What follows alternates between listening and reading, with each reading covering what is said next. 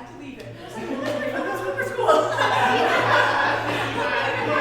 Don't leave. So last session, so Kel, I'll introduce Kel just a second. We start every session the same way. We read our theory of action first to remind ourselves of what we're doing here on a Saturday morning. Someone want to read that one out loud? Jasmine. Theory of action. When we better train our board members before their first day in office and actively recruit diverse community members to serve on the board, we will have better results for children in Cincinnati Public Schools. We believe that the most effective school board members are grounded in their values and mission and know the most important issues affecting students in their community. They understand their role, support their administration, build coalitions, get effective and meaningful policy passed, and make decisions that change student outcomes. That's it. That's what we're here for. And then, what are we doing here today? So, someone want to read out our objectives for this session together? Okay, go for it, Jen. So the objectives today: classmates will reflect on what they have learned and what that leads them to want to do next. Decide what they want to do next, why, and specific next steps that it'll take to get there. Believe that they can make a significant impact on children and families in our community, and believe they are part of an important coalition that has valuable insights into how our districts operate, and that it is incumbent on them to support each other in the various ways classmates are choosing to move the system. All right, what we're doing today. So usually what we do next is look over our vision for impact statement to remind ourselves why we personally are here. But since that's what we're spending much of today on, we're not going to do that right now. But that's our goal for today, right? Really to think about everything we've learned over the last 6 months, and then decide what you're going to do next. So really solidify those vision for impact statements. So what specific thing you want to do and how you're going to do it. And then, of course, believing that you can actually accomplish that goal of yours, and that this crew here is going to help you get there. So that is our goal for today. And, I pulled this quote from, I was emailing thank yous today. Our panelists and facilitators. And Melanie Bates emailed me back. So when I emailed her to thank her for coming, and this was part of her email back to me. Whether the participants decide to run for office or not, they now have the information and consequently the obligation to work to support our students. Looking forward to working with these dedicated people. So again, it's not just that we now know this, we're going to keep this for ourselves, but now we're obligated to do something with it. And I love, no matter how you do it, whether you're sitting next to Melanie on the school board or you choose some other role, we know you're going to be working with her to get there. So, excited to introduce Kelly. So, first of all, Kelly, I'm trying to think, we've known each other probably 20 years now. I first met Kelly because, I started teaching in Mississippi, and when I left Mississippi, I taught 2nd grade in a small town in Mississippi. Kelly's now husband, Zach, and Kelly, that was the year they moved to Mississippi, and Zach took over my classroom. So I left school, he took over that classroom. And then I would go visit all the time, right? So I was teaching in DC, and on our breaks, I would go to another school, go visit my kids in Mississippi. So got to know Zach through that. And then after my 2nd year at my school in DC, I moved from being a classroom teacher to our library media specialist to help open our library. And so that meant there was a teaching position open at my school. And Zach and Kelly moved to DC, and Zach took over my classroom. So I used to joke that Zach was just going to follow me around, taking over whatever I had just left doing. So he's doing the school board school? Right, exactly. So take over school board. And then once I left my school to join staff at Teach for America, that's where Kelly and I started working together, and at least a decade or more we worked together at Teach for America. And now she is a consultant, Little Bites. I sent you all the link to what she does now. Very fun. You all know Jovi and Marion, who are first facilitators. So we all know each other from the same work at Teach for America. And Kelly just left DC where they were all hanging out together, doing awesome stuff. And I really want to thank Kelly because she was there in DC with Jovi and Marion and some other folks. Kelly's flight was canceled last night. And so there was They told them all that we're in sync yesterday or two. A stream of texts and phone calls and how do we rebook you? She's at Dulles Airport. We found a flight out of BWI, hour and a half cab ride, raced through the airport, booked a new ticket, got on that flight, got here at midnight last night with no bag, because her bag will be arriving Colleen has probably arrived at CBG this morning on the other flight. For me on my way home. Yep, and so, was that Target run. Yeah, I did. Lisa actually very, very nicely offered a Target run, and I just rated her toiletries. Toiletries and pajamas. I was like, this is when it's good that your facilitator is your friend from 20 years, right? So we're like, pajamas, deodorant, what do you need? I got it all. So we're very grateful that Cal went through all of that together to be with us today. So turning it over to you, Cal. Thank you. I'm so happy to be here. It's a beautiful space, and Elisa and I talked at the very beginning when she was first sort of having her thinking about school board school and putting it together, and I have loved getting her updates and seeing your stuff following y'all throughout the year. So I'm really grateful to get to be here with you all this morning. And to bring together my work right now focuses on sort of two things. I have two big things that I'm obsessed with and I love and I work in. Thing one is like naming and organizing work and getting work done, whether that's on an individual level or an organizational level. The other thing I love is just figuring out how to be more fulfilled and joyous and activate our strengths at work. Because I think we don't do that enough, especially in hard work like y'all are engaged in and y'all are thinking about here. And so today is sort of my dream of getting to do both of those things. It's pretty much, I'm winning. I'm feeling really excited about that. And I wanted to start because I actually know a lot about you because I got to read through all of the feedback that y'all shared with each other about you. And I love it. It's one of my favorite ways to come into a group. But I thought it'd be nice to start. Let's just go around. If you would humor me, I've got most names, but not all as people come in.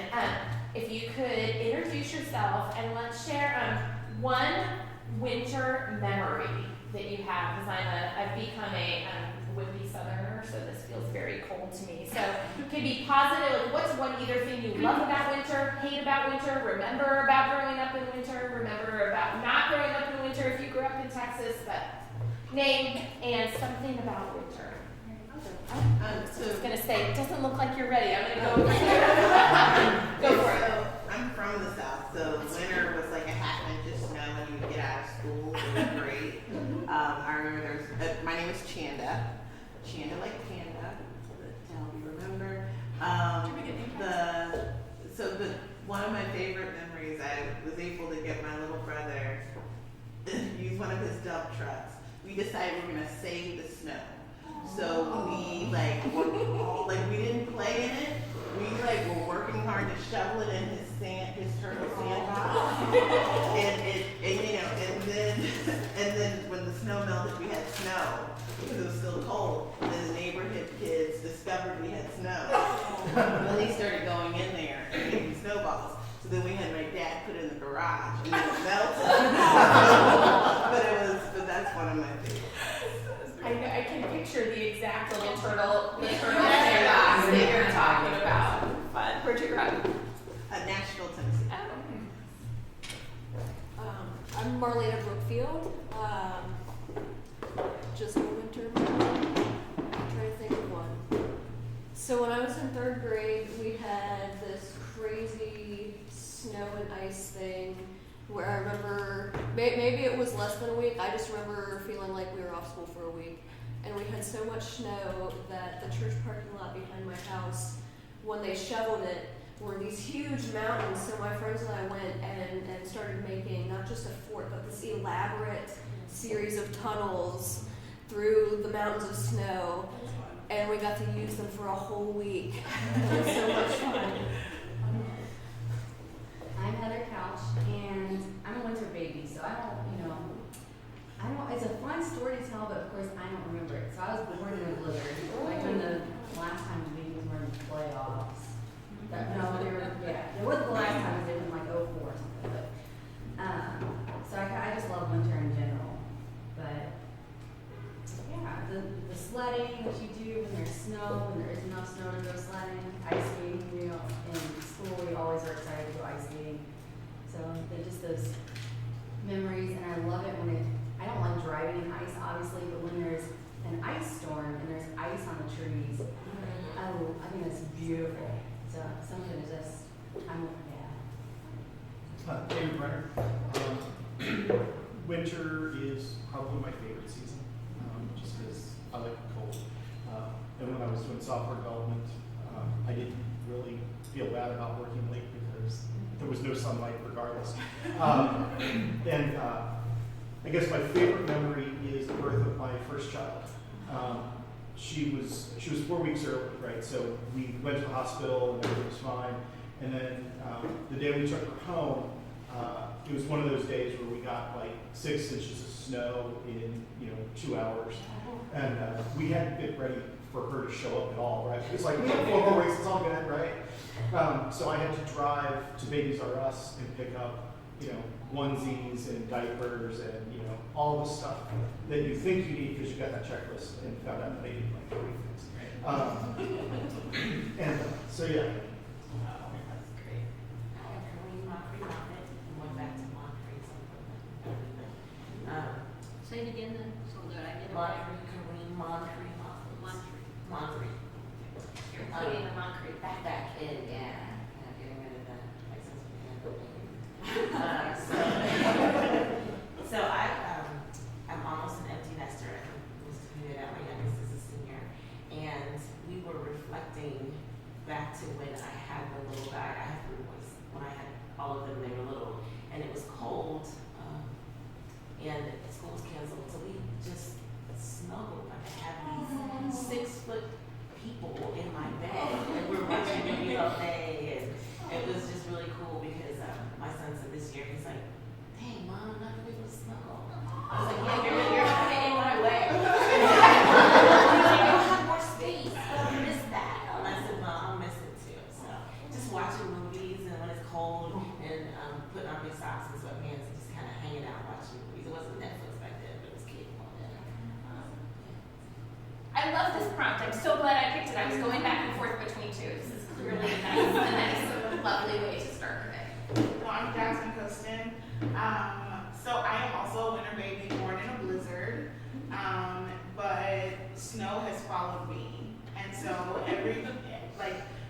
my wedding there was a blizzard, my bachelorette party there was a blizzard, and so this past week, last weekend, Martin Luther King weekend was my birthday weekend. So I'm all excited, yes.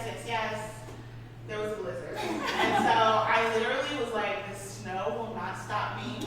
I got up on Sunday morning because that was my actual birthday, and I got out, got an Uber in the horrible snow, put on my cute outfit, and went downtown to get mimosas. All the mimosas. I was like watching people like celebrate.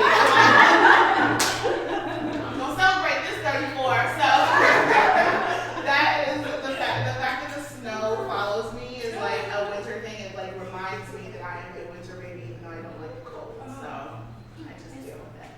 When you started telling that story, I was going to say stay away from her if you have an important thing in the winter. But then when you went to the mimosas plan, I thought, well, I know most of it. We're gonna make sure we get to where we need to go. I'm Heather Gerker. I grew up in Falmouth, Kentucky, which is in the middle of nowhere.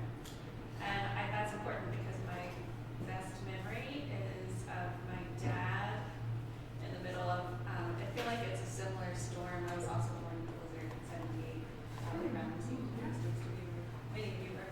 But my memory is like, I don't know, there was another blizzard. We lived on our street was it went down like this, but it was a back road street.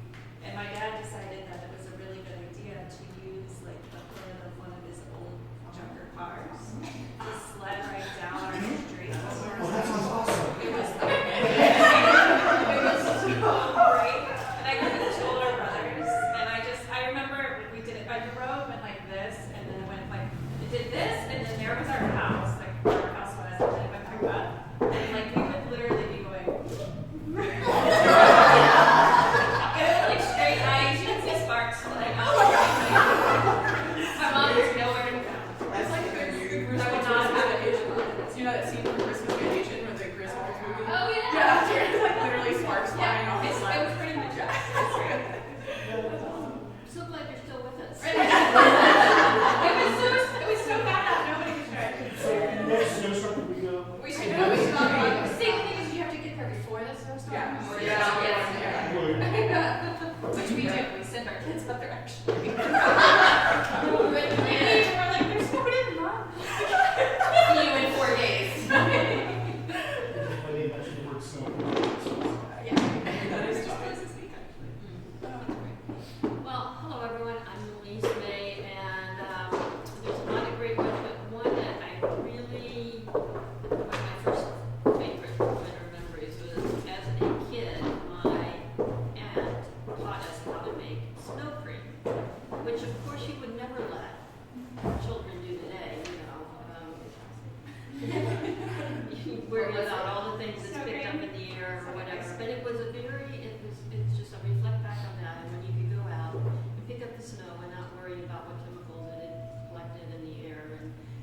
and sugar, which improves everything. And have a good time. Have ice cream out of nothing. Something free and not too long. I test a lot of similar memories. I guess I'm a winter baby too, but I don't remember what the what the weather was, or my mom didn't tell me. I guess one of my favorite winter memories is being in Mexico, snorkeling in an underground cave. It's cenote, and it was beautiful. Yeah. But it was snow and stuff. I was like, I don't have anything really unique from my memories. So yeah, it was really fun. We just went snorkeling in this cave, and we had to watch for when the tide would go in and out, and then we'd go, and then you end up in this beautiful blue hole, and you can see 25 feet down, and there were three of us, and we were in the jungle with jaguars. It was really cool. Oh my goodness. Yeah. Yes. We had a big fat octopus afterwards. I just ate this entire, so good. So I grew up in Massachusetts and then went to school in upstate New York. So it's like winter was the season, right? Like a little bit of summer, but then it was winter. But I think one of my favorite memories is probably, so I grew up in a tiny town, right? It's like 3 square miles. We like knew everybody from birth kind of town. And so the superintendent of our schools lived in our neighborhood too. And so we never got snow days, right? Because it's like Massachusetts, they didn't like it falls from the air and then you move it off the ground and then you just go, right? Like that, this whole like, we don't know what to do, it's snowing. I'm like, right? And so my brother, this was in high school, my brother and a bunch of his friends decided to go to the superintendent's house super early in the morning. Like they woke up super early, they were old enough to drive, so somebody drove and they took shovels and then they just shoveled snow by his window of his bedroom because the superintendent's son was there, like one of their friends, and they knew his house. They just like, and so because they were hoping that he would like look out the window and be like, oh, can't have school today, and like call school. And of course, when he came home, and my mom was like, do you think the superintendent's just like no? So I think we just like still to this day laugh about like teenage boys who were determined to like they were going to be the heroes of the school system for the kids, and it's a great way to get kids. It did not work. We had school that day. Yeah. Extra school that day. Yeah, right. Seriously. Yeah. And we're very lucky with that very fun, forgiving superintendent that they were trespassing in his backyard. It's a good reminder when I talk to my 14-year-old daughter, and it's a good reminder when we have those conversations about like you're really, really smart, wonderful, and your brains are not done. Those sorts of plans. And like you have this one kid, right? Like, they were two older kids who were like, great idea, I'm on board too. You know, They should applaud that for leadership and creative problem solving. okay, maybe, yes. Put that on your college essay. Right. You tell them you got up earlier than you even would have planned to, and now you still have to go to school. Right. Kelly, and I grew up in Illinois, and we similarly were used to winter, could handle winter. I lived out in the country, and we sort of were, it was not a big deal. Now I live in North Carolina, where like Nashville is a big deal. But there was only one time my brother and I were recently talking about, we could remember that school was canceled just because it was too cold. And so my parents decided, since school was canceled and everyone had the day off, that we were going to go skiing in Michigan. And this was a bad idea because it was like minus 20 something in Illinois, so we drove up. And I just remember, our station wagon froze because everybody up there has these little like blankets and heaters, like ways to keep their motors warm. Now I'm sure there's fancy ways to do it, but in the 80s. And we were so excited to go, and it was so cold that our whole day was we would like sit inside the little lodge and then go ski like one run, and my eyelashes would be frozen, and then we would go and sit and hang out, and then we would go back. It was similarly, we doesn't have the excuse of being a teenager, but we were like, why would you think that the best thing to do would be to go even 4 more hours north and be outside for 2 days? Well, I appreciated that. I always look to just get a little bit of a vibe from people, and I am a winter hater now, especially that I've gotten to be moving to North Carolina, and I spend a lot of time complaining about the cold and wishing that I were in Mexico. So it was nice to get nice to access some winter love. So we're gonna do a bunch of things today. And the first thing that we're gonna do is just to reflect a little bit. When Elisa when we started talking about like what would today be, obviously we want you to leave here with a really good plan of what you want to do next. And Heather's like super prepared. She's got a clicker with her. oh my goodness, oh it's okay, it's literally. Thank you. Oh, okay, so you just gotta put it in and then turn it on and you are set to go. Thanks. Sorry. Just so you know, there is a clicker app that I use in my classes. What? It's called Power Remote app. No. I use Why? it in my classes. Changing. It's only like $3.99. I was looking for Work your morning regular folks. What? Are you using Keynote on your Mac? Because I think if you use Keynote, It does that? I think it does. No, well, it works with her because I use it every day. Right. But you scan the QR code. But I was looking for a clicker, and these are $40. My little son says, "Mom, see if there's an app for this." I was like, "Okay, well, there is an app. It's $3.99, and Power the game. it's called Power Remote app. I use it every, and I use it in a conference, so I know you can do it. You just have to be connected to their Wi-Fi. Wow. And you'll scan the QR code on there, you download it on your computer, and then when you can, like, you can use the mouse on the computer for advanced slides, and you use it to see the next slide coming up. See, this is worth the price of admission today. It's called Power Remote app, it's for Android or. Yeah. I'm back. Clicker and you. All right. Sorry. Yeah. Go ahead. Didn't mean to interrupt. No, Sorry that's about that. fascinating. Yeah. I usually travel with one and then a backup or a mouse with remote messages. Because they made me gate check my suitcase and then they wouldn't give us back our gate checks. Oh. Really? But then they very quickly gave me my money back for the flight when I moved over to a different airline. So I'm thinking probably there was probably they realized that that they made some bad choices. Maybe I'll get a free flight. I'll come back and see y'all.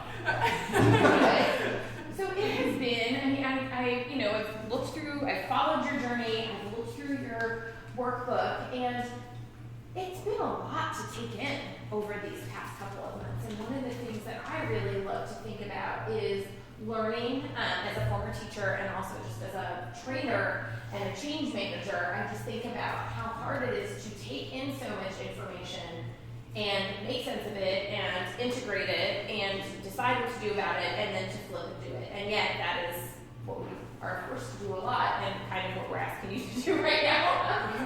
So before we think about what are some strengths that you want to activate and what are you going to be doing, what are you called to do as a result of this, just to think for a few minutes about, try to put yourself, were you in this room in August? Yeah. Try to just think a little bit, and less tactically. I know your vision of impact has probably evolved, and we'll talk about that and work with that a little bit, but I just want everyone to close their eyes if you're comfortable, or just don't stare at anyone who has their eyes closed if you want to leave them open, because that's pretty sweet. Some people really don't like to close their eyes, that's fine. Just don't peek at everyone whose eyes are closed. So I just want you to take a breath or two and try to put yourself back into that space in August when you got together for this first meeting, where you were maybe meeting some of the people in this room for the first time. You had decided to do this school board school thing, so it wasn't totally new. But you were different. In some ways, what brought you here probably has stayed real true. And in some ways, what brought you here has changed and evolved as you have and as this program has over these last few months. So just try to take a second and really get back to that August 2018 you. Where were you? What were you excited about? And now you can open your eyes back up. And I'm just going to ask you to talk with the person next to you. We'll have one free unless Elisa wants to pop in. And just spend a couple of minutes, 2 or 3 minutes, talking about, when you think about that August 2018 you, again, maybe not that long ago in some ways, maybe a long time ago, are there any shifts shifts that you've really identified, any ways that you really do feel like something has changed in the way you think about things in yourself. Maybe it's connected to school board school, maybe it's not. So have there been any shifts? And have there been any confirmations? Because it might be true that you're sitting here thinking, yeah, there are a lot of things that feel exactly the same. I'm wearing the same jeans, I have the same ideas, and that's a good thing too. So just talk with whoever's next to you for a few minutes about what you think about from August 2018 to now, any shifts, any confirmations, and then we'll hop into our activity.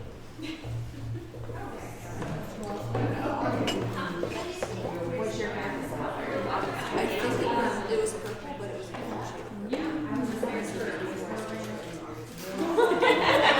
That's welcome. This was before we had the life milk session, right? That was September. Okay. So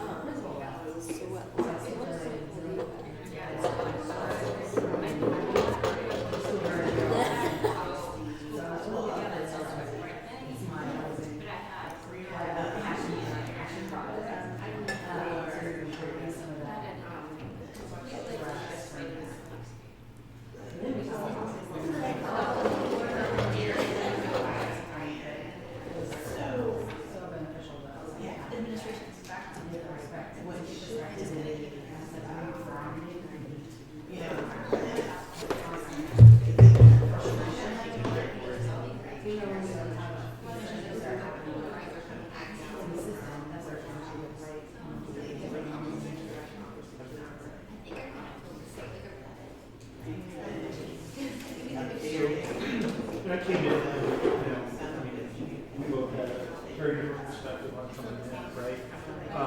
And when I walked in the door, it was all total. It's just, I've got a year to get ready, meet a bunch of people, which contacts, learn what I don't know, all that stuff. And then we went through the class, and then a bunch of stuff about the outside class. It became clear to me that right now, I think it's a bigger being on the school board versus being on the school board. And mostly because, I don't have to worry about feeling that lost. I can say things that I couldn't say as a public official. I can do things that I couldn't do as a public official. And I can focus on a couple of issues that are really, truly important to me. And affect change getting on school board and having to deal with all of the things all the time. And then not really getting to do all the things that I want to do on a couple specific issues.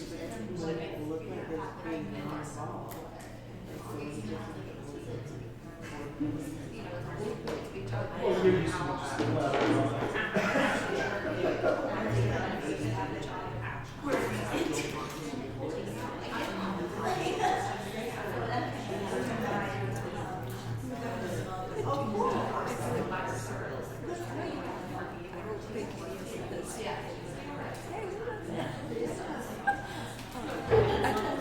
All right, one more minute. A good solid.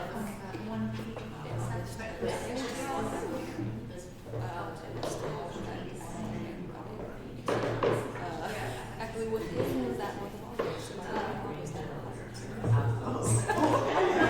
oh, thank you. So that.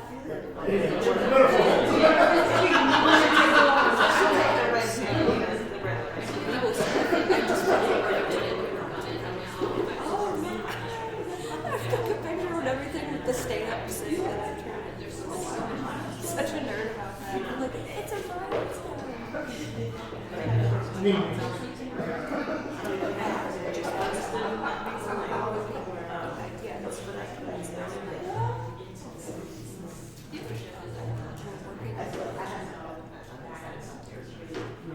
Right, finish up your thought. But for now, it's Just like the last one.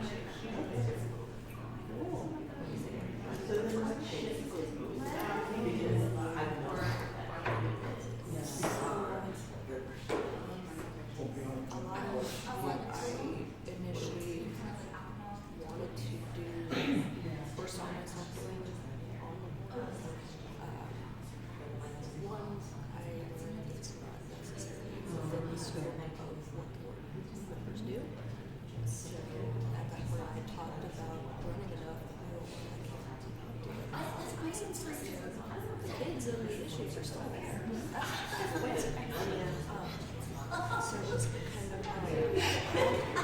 here's the things that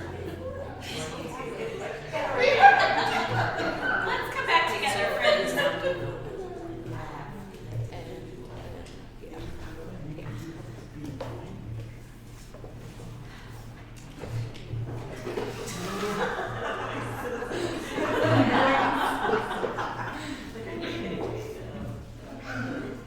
Who has a shift that they want to share? Who tuned into something that really has changed for them, big or little? I raised my hand as I have food. Then it must be an extra important thing to say. We'll wait for you. We'll see. So I had talked about running in this year since 2017, and coming into this program, I had all these ideas of here's things that I want to do. These are changes that I'd like to see happen. But then learning that's not necessarily within the role and scope of a board member. But I'd been saying so long I was going to run, I could not do it. I couldn't go back and say, oh, sight kidding. So then I totally can. I can't because I filed to run already, so now there's no going back. But and we're both of us have actually. But rethinking that okay, there are still these issues, and the kids are still, the kids are not going away. These issues are not going away.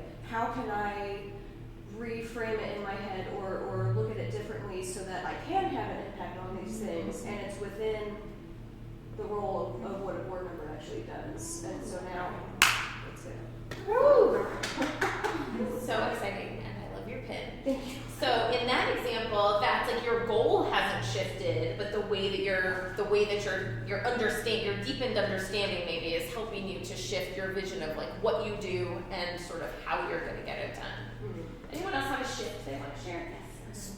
So I did run at 17, right? And so like election night, it was like, okay, I have 2 years to get it together, and I'm totally winning next time. And coming to this, I was all on board with, I'm running this year, I'm going to do it. And as I went through this and, had a bunch of other life experiences, I realized that right now I can make more of a change not being on the board and focus on a couple of issues and have the freedom to not be constrained by being an elected official and all of the things that go along with that. And I've already started making change. So, that's been very encouraging. So, yeah. Yeah, so that is like an actual goal shift. Yes. Yes. Love it. So I was telling Heather that August 2018 was kind of like a big turning point in my life, both personally and professionally. And I started realizing that I had become very comfortable with the mundane in my life. And so now I feel like this process, as well as some other things that went on, have encouraged me to be a dreamer again and recognize that there are things that I can do that I didn't even conceptualize that I could do, but I can. And so one of the things that I really hold tightly to is what you seek is seeking you. And so I found the place in my life to seek again. And so I feel really great about that personally and professionally. I love how you're bringing together the personal and professional, and that's a big shift. That's a shift maybe of a plan, but that ground shifting. Yeah. Woo! Anyone feel more of a confirmation, just maybe something that feels even more true or still feels true for you from August 2018. Tess, you were saying your goal hasn't changed. You want to say a little more about that? Yeah. Well, I guess it confirms that there's a lot I still don't know. And it confirmed that my role isn't on the board, never would be, never has really at this point in my life. But I guess it confirmed that there are ways to plug in as a community member. So. Mm-hmm. Anyone else want to share anything? I'll share. Oh, sorry, Heather. Go back. I won't take it. Go ahead, Heather. So this had been something I wanted to do since 11th grade, I don't know, but kind of in my blood, I guess, to do the politics types of things. To me, it's not, to be in government. I don't like politics, but to be in government, because I love government. But I had gotten so fed up, like certain things just didn't work out after college, and like the plans and the goals didn't go in the direction I wanted them to. But that whole like closed doors and open window really it really was, and I just didn't see it. So this program, getting into this program, opened a different window to what I thought was going to be a closed door, because I had like pretty much shut the door on going into government after not getting into law school. But looking back, hindsight's 2020, like all that, I was like, wow, all that leads to like where I am right now. And yeah, and so it was just kind of like, this is as cliche as it gets, I guess, but this is my time. And so I decided to take it. Because if not now, right, then when? Not us, then who? Times now. Love it. Yes, that's big. And she's also ready.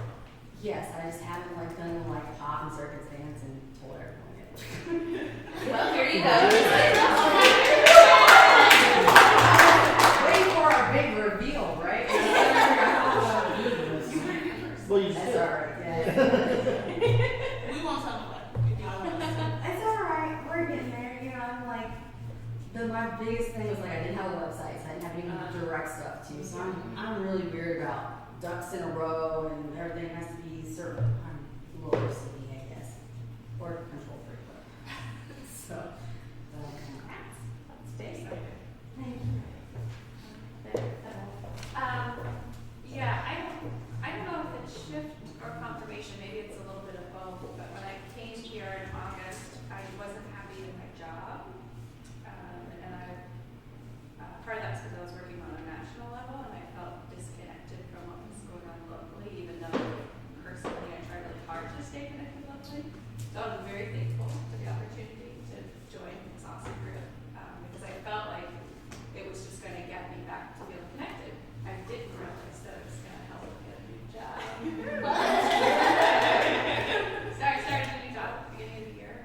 So that's Beginning of it, like January, like Yeah. 2 weeks ago.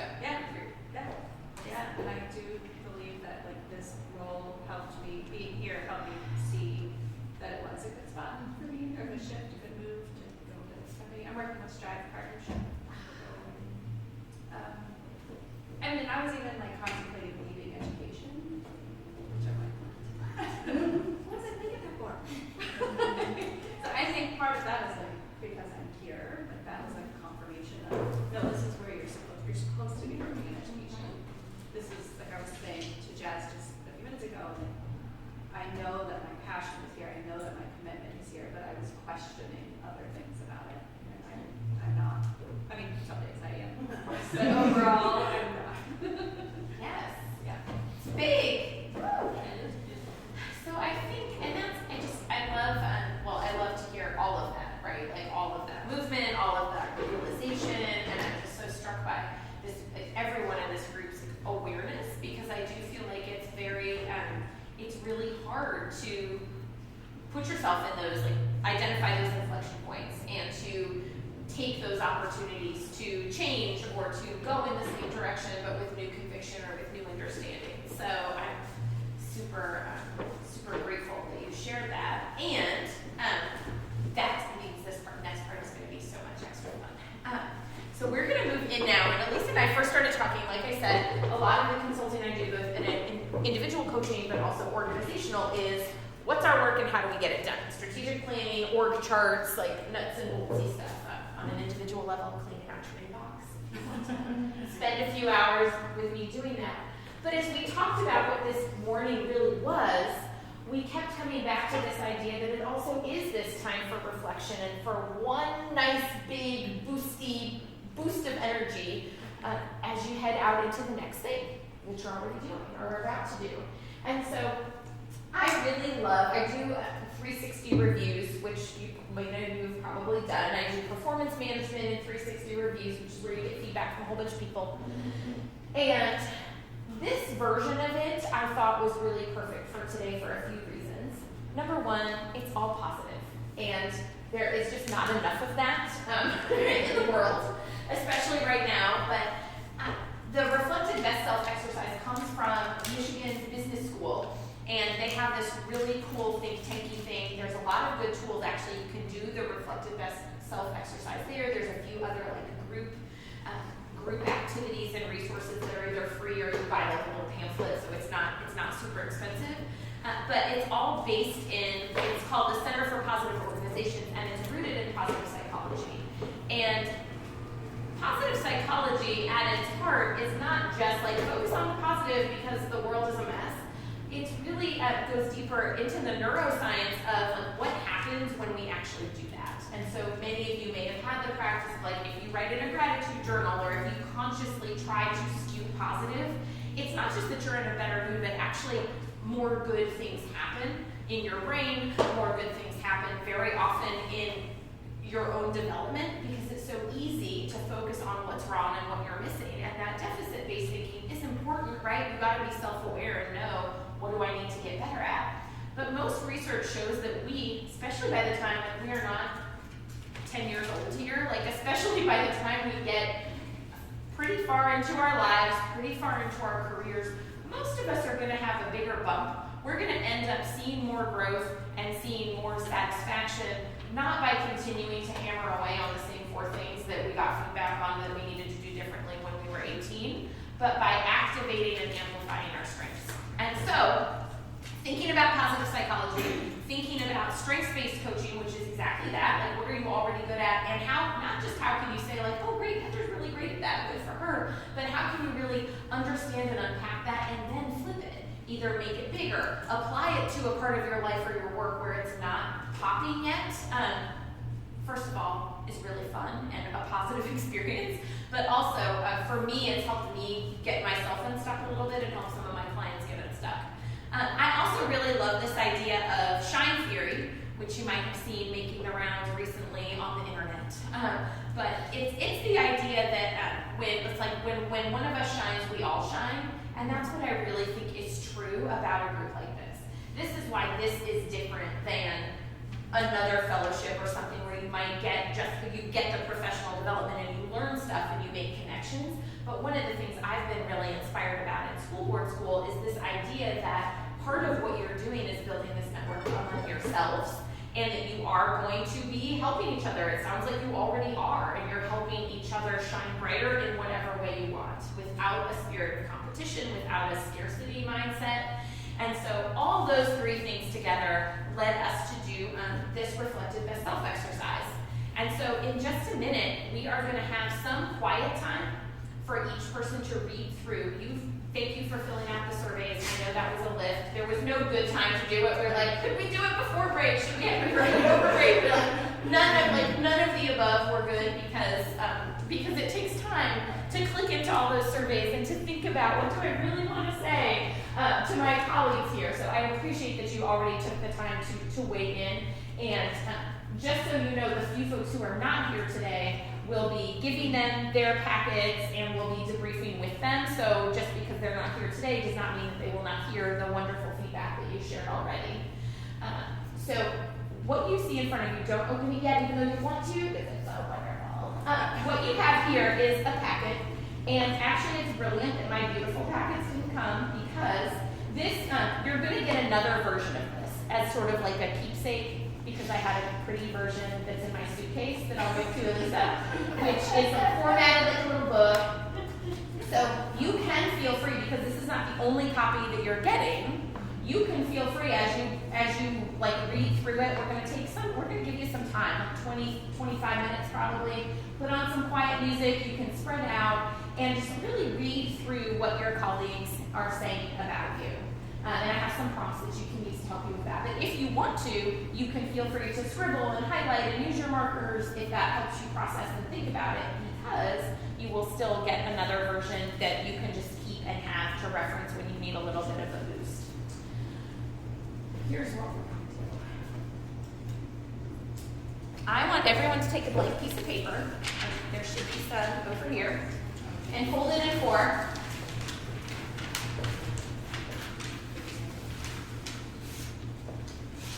You have a fire alarm.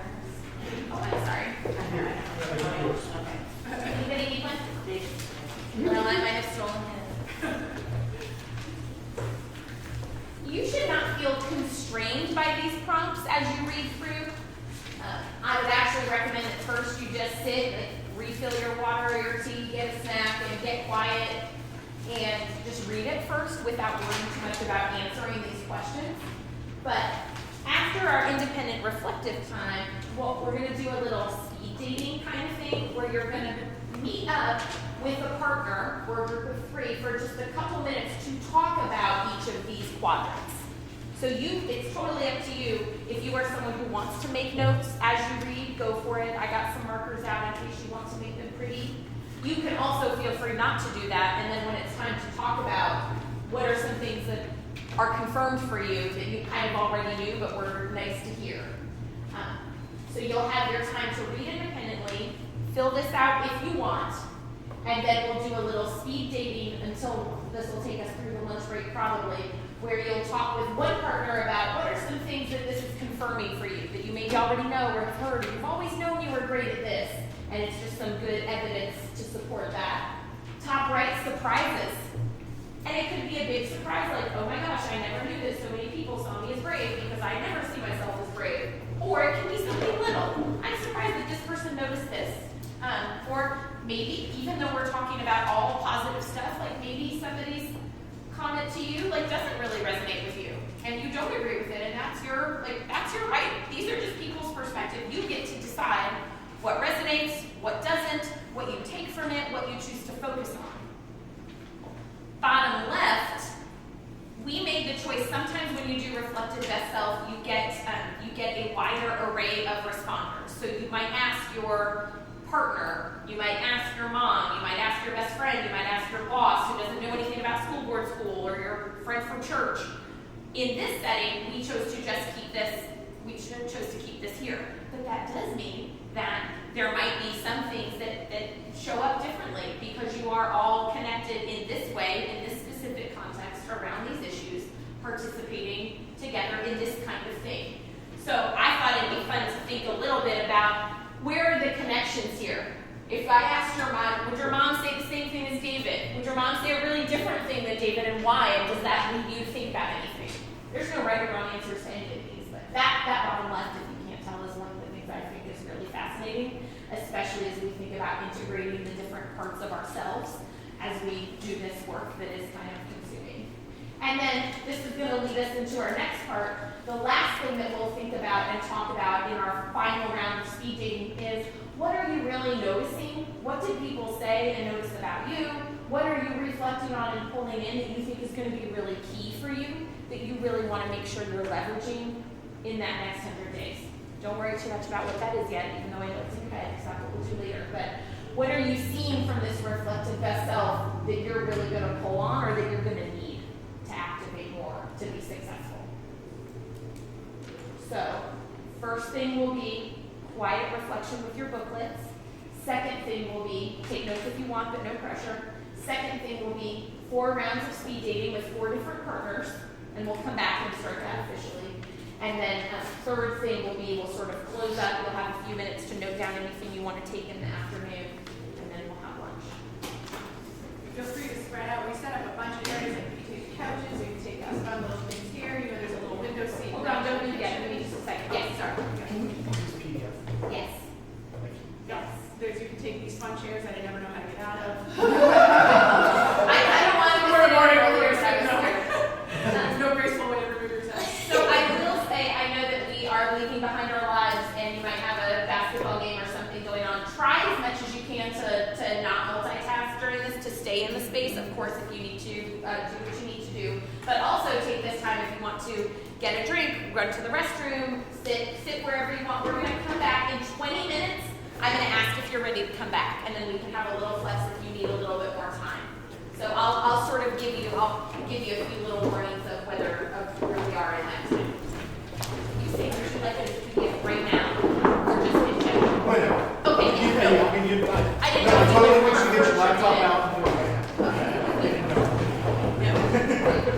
I'm intensely, but we're going to because that's how we'll stay on time. So you will probably not finish your conversations. With that said, we're going to have 3 minutes at each one, which sometimes might feel like a long time and sometimes can fly by in a blink. And so just be conscious as you are meeting with each of your colleagues, each of your speed dating friends, just be conscious of trying not to take the whole 2 minutes and 45 seconds, unless that is where your conversation takes you and you and your partner are comfortable with that. So we're going to go confirmation, surprises, connections, strengths to leverage. And I'll have you between each one. You're going to start with someone who's maybe just right next to you. And then I will literally just say time, and then you'll move to a different partner who you haven't talked with. This group is small enough, I'm not going to do any sort of formal, like, rotate to the lefty kind of thing, like if you were at a real speed dating. Did anybody ever go to one of those in real life? It was fun. You never did? I'll like with you next time. We had to engage with constituents for 1 minute, Uh-huh. and that was interesting. Yeah. So we'll see. It'll be our grand experiment, but it will let us. The objective is just to get to process a little bit. You got to think and process, and maybe write if you're that kind of processor now. It's to process with a person. And then, of course, after this, we're going to take a break, and then we'll move into thinking about what does this all mean, and how are you going to bring it together in your plan, what supports you need from the group, and how do you get ready for this last hurrah of your presentations.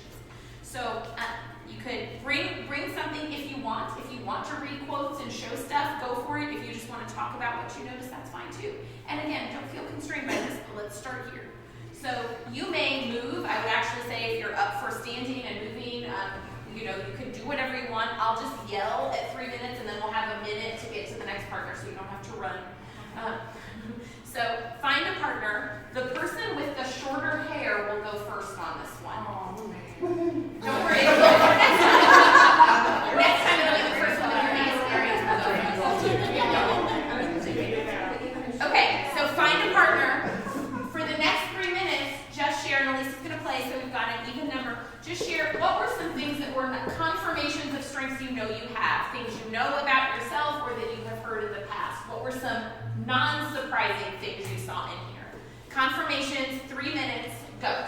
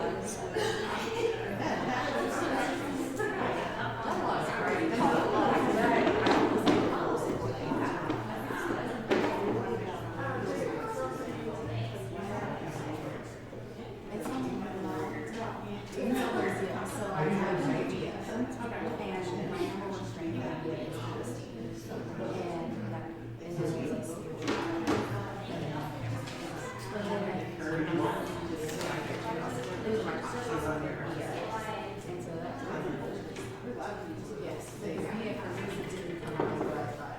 All right, finish up. You can have a few seconds to finish up and then find a new partner in the next minute or so.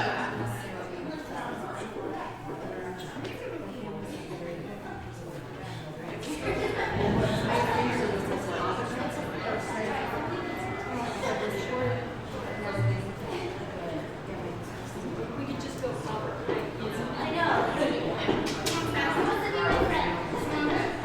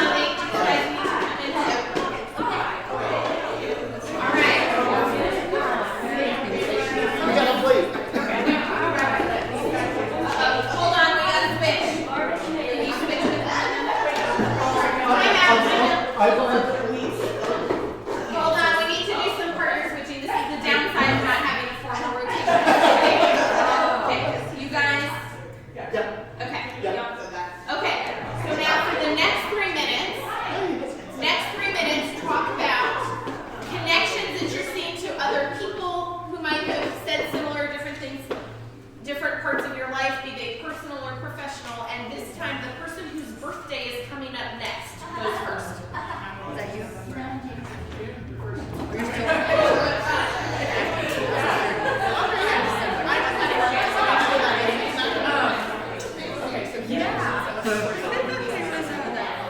Right, yes. Technically, yes. Mine is before.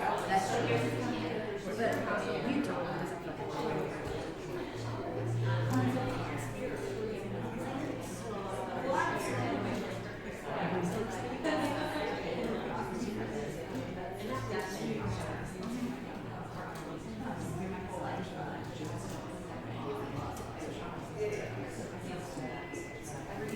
told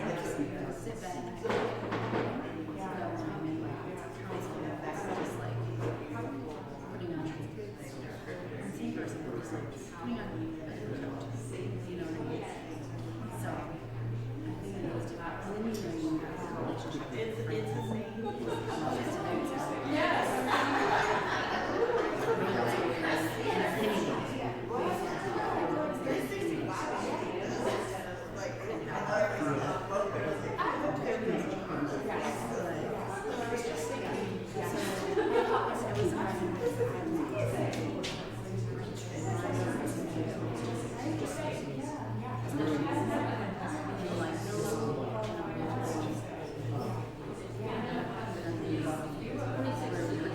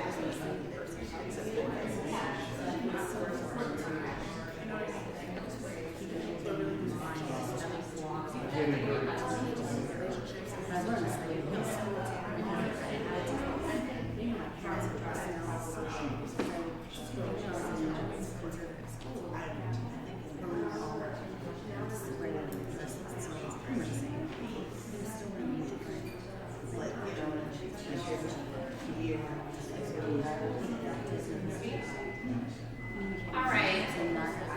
Let's come back together. Don't move yet.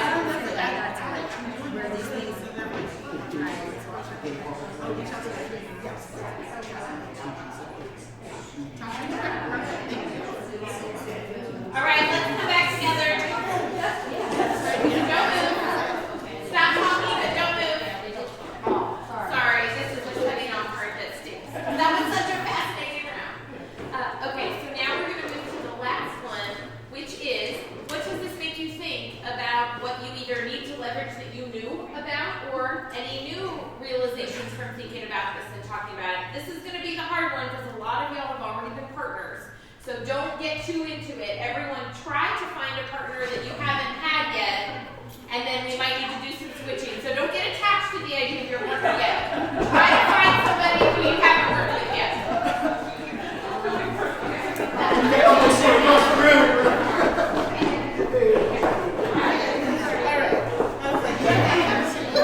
Are you new partners? Hold on. So let's switch. Is there a way to do more? I've had three. So we'll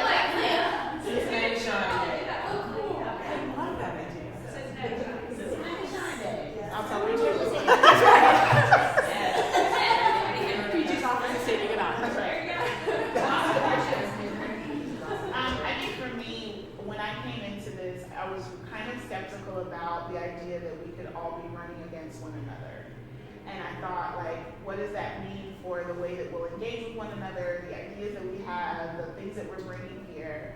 And I think that now this process has made me think about like, how do we leverage each other as a team? And so as thoughtful as we are about, being affirming one another, how can we also coach one another or be open to say, like, I've gone through this process with you, this is who I believe you to be in alignment with that.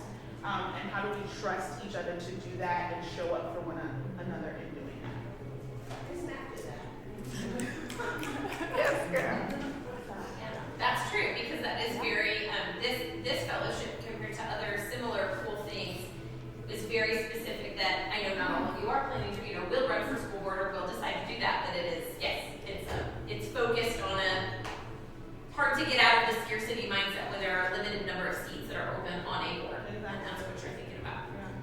Yeah. And that's like the first thing when I would bring up school board school, even when I bring it up now, that it's one of the first things people always say, like, well, aren't they all running against each other? And I would say, well, one of the things that we interviewed for and that was in our application was for people who, like, genuinely brought to the table, I am a collaborator, I am a coalition builder, those kinds of things. And so it really could have turned into a case of, me against you, but I think y'all are pretty spectacular people who came in more how can what I have about me contribute to you being successful too?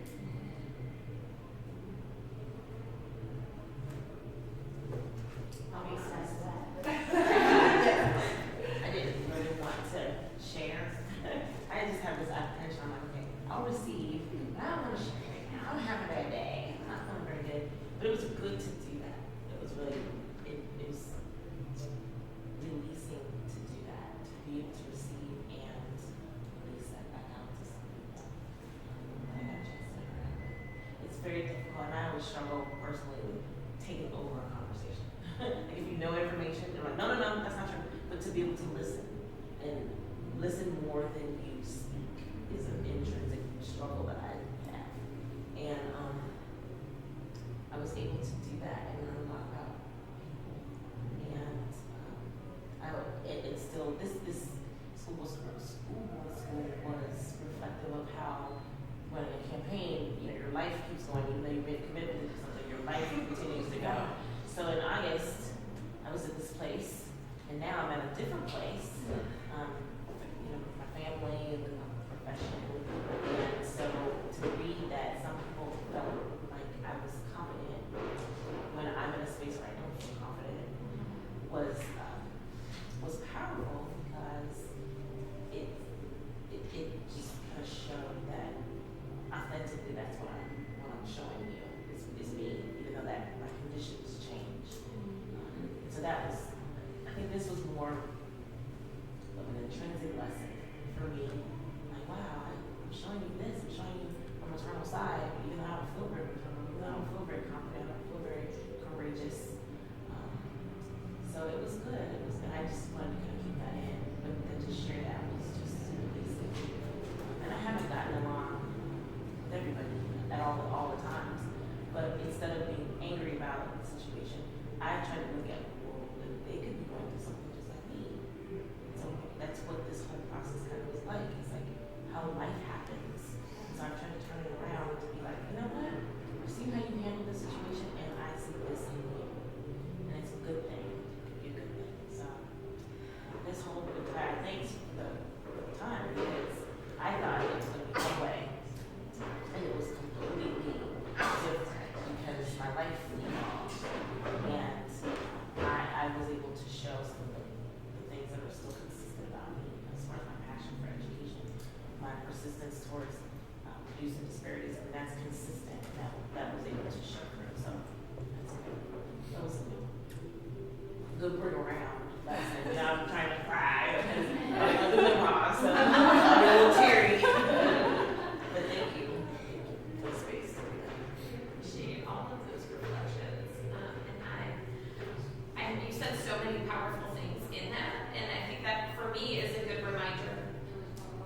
Oh yeah, no, I'm not. Yeah, I think I'd love to hear it even more, but I think it's just a good reminder that engaging in something with your full self and being open to what it might be or what it might not be is always so powerful. At least it's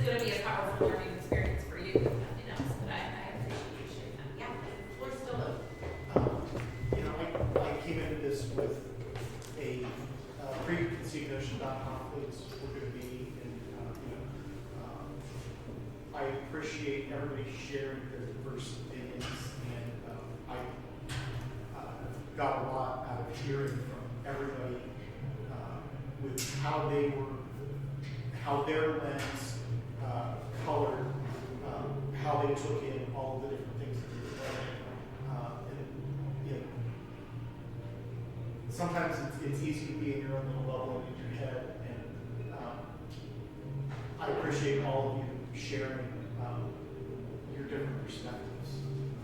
And I look forward to working with you guys going forward as we try and make the world a better place. And I love all of that. Thank you for sharing that. And I think connecting a few things of what you're saying, specifically back to this idea of reflecting on our strengths, both pointing out, like having to notice. I mean, just sort of a classic, clearly in a group like this where there's a lot of goodwill, there's some good feelings, it's not hard to say, here's something wonderful that I'm noticing about Tess, you know, when you look at that survey. But I think as you move into spaces that, like, sometimes this space, it sounds like, can be contentious, or sometimes this larger education landscape and city landscape is always so messy. And I actually think it could be a really great strategy for y'all to try to do this, notice these things in other people and leverage them as you continue to build your network, build your empathy, and just notice good things about people, and stay there as long as you can. It doesn't hurt, for sure. I might keep you. If you're trying not to speak in a contentious school board meeting a year from now, or maybe that's where you just sit and you run through in your head some wonderful things you're noticing about your Anything else about the specific reflective self exercise, or talking about your strengths or your partner's strengths? Anything else anyone wants to share? I think I'm just so full. So, like, you know, when you say full, like, it's like overflowing with positive. Obviously, like, I'm not full up, you know, filled up, whatever any of it is, or fed up, that's what it is. No, it's not that. Especially when I say I'm full, I'm like, I'm saying, bursting at the seams with like joy and beautiful energy. And like, so, and I resonated with everything that has been said. So I was curious. Like, I remember the first objective, we're building camaraderie. I'm like, okay. I'm like, you know, and that's the thought that, well, all these folks who, you know, are right, how is it possible? But then that's the beauty of the sessions, even the sequence of the sessions, because it takes, like, the path that's taken is like, then you start to see that we're all connected to our desire to do what's right for our children. And then, you know, so I think that's probably all I'm gonna say, but, no, it's not. So, another thing is, I think it is important to probably put a reminder on our calendars or something to reflect back on this, because it's very easy to get, you know, taken away by negativity or thoughts or situations where now you're questioning who you are. And it was amazing that, like, it's great to see, like, actually, I feel like everybody's great. Like, your authentic selves are so beautiful that, like, if you ever get into a situation where you're like, you feel as if you're not confident or you're being tough or whatever, it's like, no, actually, you being yourself is actually amazing. Like, and it was amazing to me that a lot of that, like, rose to the top are just, you know, I don't know if I'm talking in any sense at all, but it rose to the top on our brief connection with one another. That each one, I just, you know, anyway, there's some amazing things. I'm done.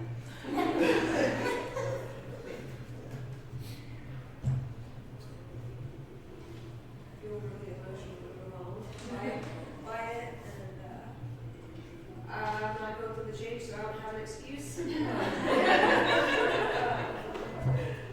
But I often see myself as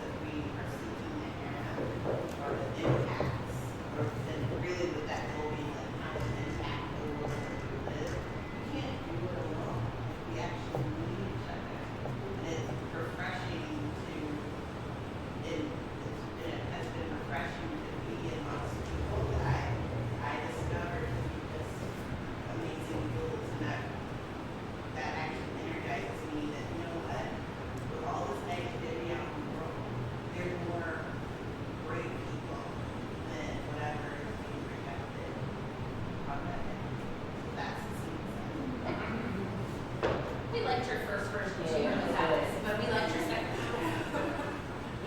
I'm gonna also suggest that specifically for youth who are running, but really for everyone in reflection of mine. So keep that your strengths, keep that stuff near you, because there will be times, oh my gosh, testify that it just, you need that. I used to have to, before I go to speak, get my face together. Just look at something positive, make me smile. Listen to music to make me smile, because you do feel attacked. There are times when you're not going to feel confident. But if you look at that, have that near you, where you see the snapshot, that picture, that'll kind of boost you. When people see you that way, you see your authentic self is what's on it. Because we didn't have any idea you could do that. Long exercise. But it was very beneficial, and that's just really our impression of you. You may need that reminder just in the space of campaigning, or in the space of I'm having a bad day because my boss is tripping, or I'm not feeling very confident because nothing's going right. So look at the positive, keep those positive little affirmations about your authentic self, and be in the forefront, because I think it'll make a difference. That's what I wish I had done prior to running. Had more of that. Maybe echo a little bit of that is, as you get out there and talk to people and put yourself out in the community, you absolutely have to be yourself, right? Because one, people are going to notice, and two, if you're not being true to you, it's really hard to keep track of which self am I at, right? And it's way easier just to be you. They will call you out. Even when you're beating you, they'll call you out. So I think I love everyone sharing, and I do think, to come back to why we picked this, the thing that I think is cool about doing this activity with each other is, one, some of you knew each other a little bit before, but just remember, just like as you go with your camping, you are not asking your best friends from high school, you're not asking your mom and your husband and people who have known you deeply over time.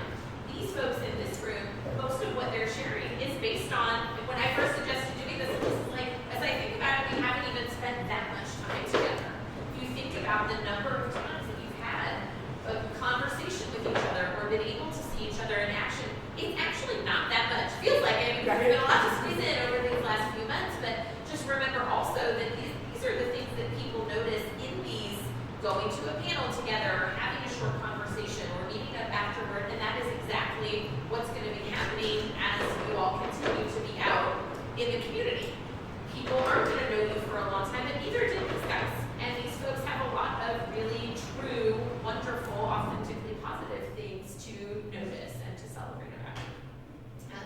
And then I also think that I really love what you said about just reminding yourselves about this, however you need to, and remind each other about it, especially those of you who are going to be out in public speaking up over these next couple of months, to just really remind folks what you see in them, because your perspective does matter. And probably some of the things you wrote on those surveys, that surprise one is always my favorite to listen to people talk about, because some of the things that you shared, no one has ever thought about before or thought of as a strength before, and you helped them see that, and now you will help them amplify that out in the world.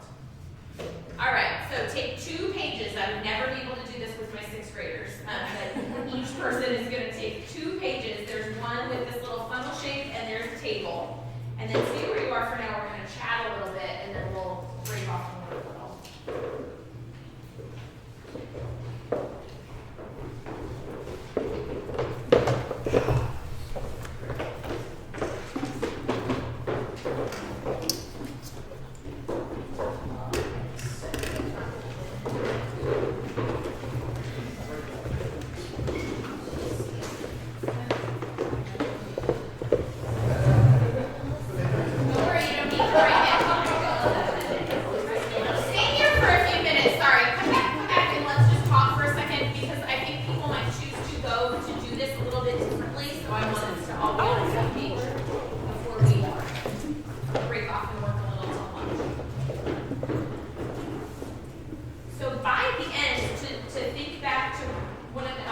this morning together.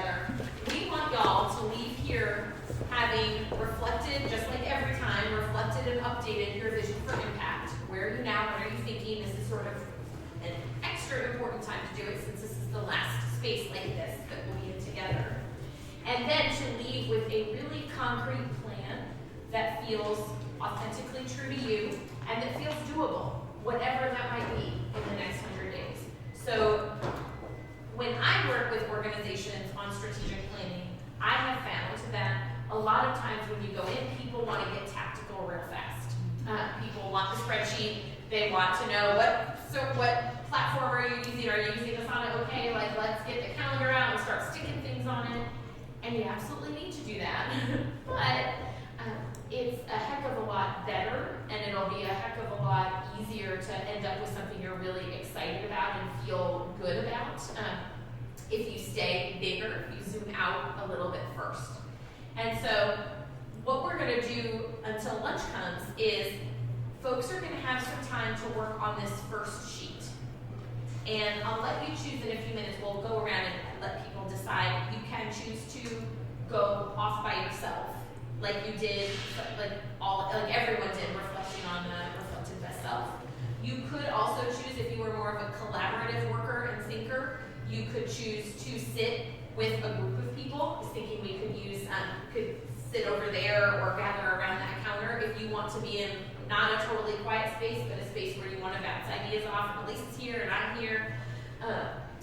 Whatever is going to best suit your working style. But the first thing we'll do before lunch is try to stay zoomed out a little bit and think big picture. Look back at that vision for impact. What's it mean now? Because it's yours, you can always change it, even if, and you can change it after today, you can change it after your presentation. But we're gonna really try to zoom back on that and make sure you're feeling really good about it. And then we've got a couple of other sort of narrowing activities before we get to the, let's write down your steps and deadlines so you can check them off. Some of you are dying to get to that one. But first, after your ultimate vision, which I know for many of you is real big picture, the next thing, if your vision is the same as this, that's fine, but if you need to articulate a goal that you have not, that's not clearly articulated in your vision, like, do you want to win a school board seat? Do you want to start a restorative justice program at the school? Like, what is the thing that is still pretty big? It could be a 1 year, 3 year, 5 year horizon, whatever is speaking to you.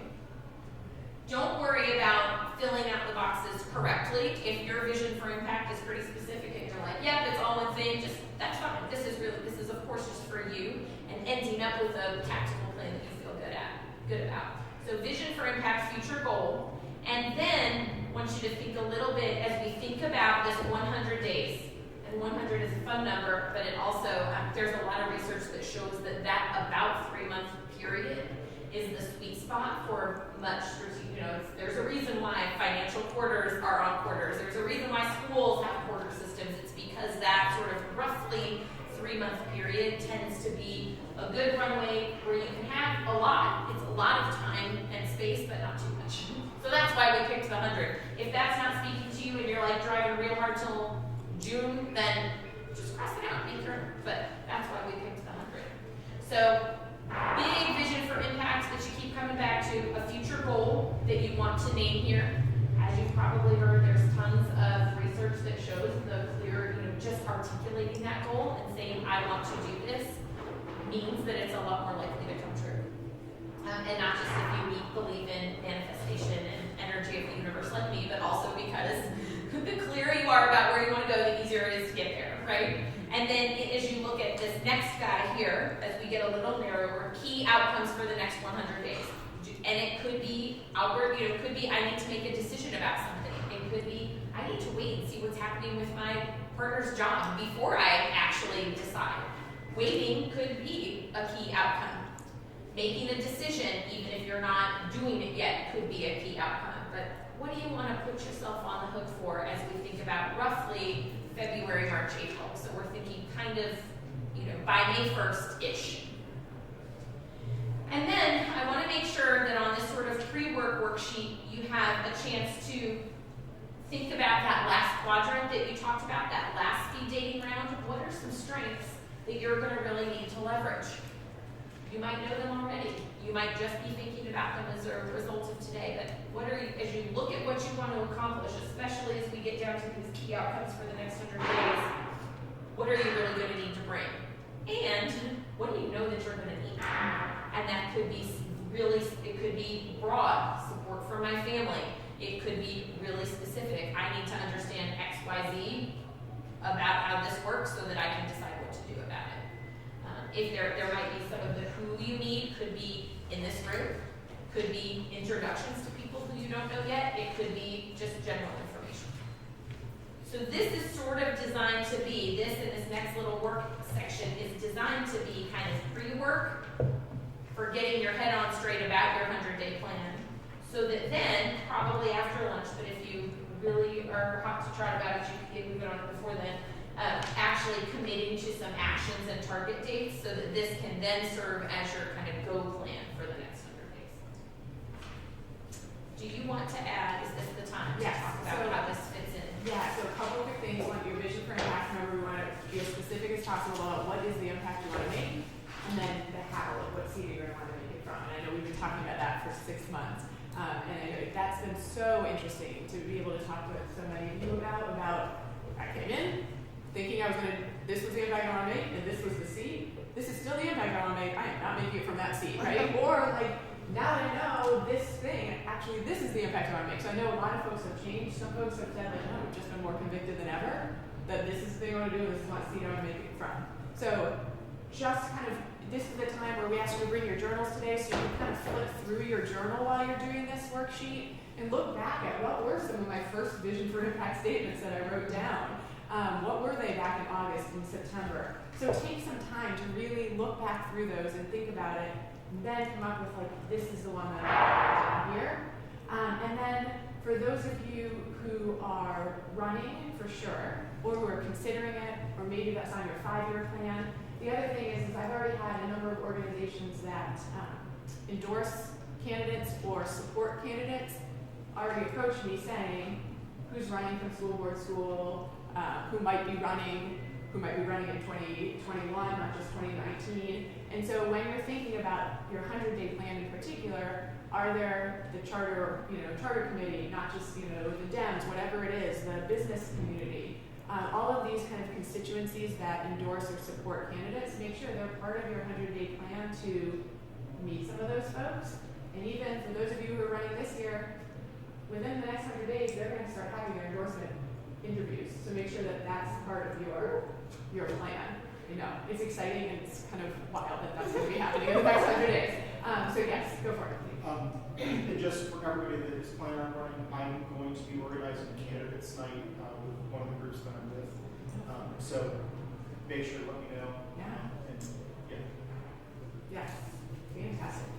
Yes. So I think that's a good point too. On that 100-day plan, if you are running or you're thinking about running at some point, brainstorming what are those organizations that hold forums and then do endorsements and do all of that, because that is a key way of getting out there. Yeah. So right now, to a quick time check, so it's almost 11:30. I would say we'll just sort of do work and can grab lunch as part of that. Yeah. So I would say let's plan to check in at 12:10. So we'll have some time to work, then we'll say, hey, food's here, get food if you want. If you want to like leave your work, go eat, come back, totally up to you. But let's check in with each other at 12:10. At that point, if you have not yet started to get tactical, that we'll want to do that a little bit. If time, I was hoping we would have time to partner up one more time with one more person who you haven't connected with, or we have, because we've connected with a lot of people at this point, and pressure test a little bit, just talk through how are you feeling about this, what questions do you have, not because that person necessarily has to have the answers, but because they could be a thought partner in helping you figure out what can help you get to a stronger place with this. And then Elisa, do you want to remind us again about the presentation piece, because this is also really great. This should be like, honestly, you should be 92% of the way towards that by the time we leave it one today. Yes. So good point. So we do have a slide for this later, but you all, I've sent it to you a bunch of times now. You have a hard copy of our presentations next Wednesday. And we'll go over at the end some logistics of specifically what you want to send to me. But as you're thinking through this too, thinking about that's your chance to really present to everybody who's going to be there, presenting to the public, what you've learned, what impact is you want to make, how you want to make it. And so like Cal said, this exercise here should be like when you leave here, you feel really confident that now I know what I'm going to present on, right? And so we'll talk about that a little bit more later, but we're hoping that'll be a really fun, just like the vibe of the impact fair was so fun, right? Like there were so many people who were so just like there to learn and to figure out how they're going to get their impact. We're hoping that's the same vibe that we'll all bring to that, where we're all there to support each other, and really just being able to verbalize what you're going to go do next. And during this work time, of course, like I'm not an expert on working for school board, but I'm certainly happy to be like a helper to think about this reflection and creation of a plan and Elisa's around. Who thinks, so if you can change your mind at any time, but if option one is to sort of work on your own and have some more like quiet reflection, maybe headphones in, off by yourself a little bit, and option two is a more collaborative, like chatty, let's talk about this as we do it, who thinks that they would like to start with option one, sort of more quiet reflection time? Is there an option for you? Yeah. Okay. How should we do that? You think like start? You mean like start on your own and then meet up? Or Personally, I feel like I need some time to like wrap my head around it, but then I would love to talk about what I wrap my head around later. okay, As an option. okay. Or I'm also fine, just. No, well, I think we certainly like this. We can certainly be flexible. I would say if you would like to, for the first, I'll maybe just like call like, hey, time out as lunch comes, and we're all getting lunch, so that if you want to move to a different group or find some thought partners, you could do it then. But I would say if you would like to start off in a more collaborative, if you want to start off on your own, but find yourself a quiet corner, maybe in one of these, like in this office, and if you would like to start off more collaboratively, it would start in this main area, just so that you can talk more easily, and then we'll see where we get as lunch comes, and then we can flex it after that. Anyone who wants quiet space, obviously in this official thing, or around the corner, there's like a little window seat that I like to work in sometimes. There's like a yellow table back there. Just get comfy, get started, and flag down either me or Lisa if you want to strategy partner. You're right about that. It's really intense. Narrowing it down. Aha! I'm so glad you said that, because one of the things that I should have said this at the beginning. It's really easy to generate a list of steps, and you could make those up. You could make an infinite list of steps. You could make a list of more things than you would ever have time to do, even if this was all you were going to do for the next 100 days, and it's not. And so as you think about the reason I wanted to make sure it was really connected to your vision for impact is because you could do a lot of things, and they would probably all be good for kids in Cincinnati. But the idea of figuring out what are the things that you really want to name and prioritize if they're really, and knowing your life over the next couple of months. What are the things that you're going to feel best about that are making you close, getting you furthest towards the impact that you want to make? When you're right, you could be choosing from an infinite number of things that would all probably feel pretty good, and that would all be potentially good choices. So I definitely, yes, narrowing it down, whatever you decide for today. The nice thing is, like, you reserve the right to change it. This is just for you. So if a year in you think, actually my 5-year plan is different because now I am going to run for state rep, well then you ball this one up and you start a new one. Maybe you start down a path and you think, this is not giving me energy. I thought I was going to do these 3 things, and learning more about the participatory budget process is like not how I want to spend my free time. You could change that if you wanted to. Or you might say like, yep, and now I'm going even further in, and I am going to change my job, or I'm going to, so I guess what I hope that we're getting towards is sort of the right level of specificity. Not so it feels like it locks you in, but so it feels like it gives you a little bit of a direction, so that you don't leave the school, get back to regular life, and then 6 months later think like, oh man, I never did anything that I was thinking about. Or I did a bunch of stuff, but it wasn't the right stuff for me right now. So narrowing it down. What else was hard? I think for me, it was hard to be on task because this is our last meeting, and I'm like, And we already did all the feel-goody reflection stuff, so everyone just wants to go like have some tea or a glass of wine and talk about how great it was. I'm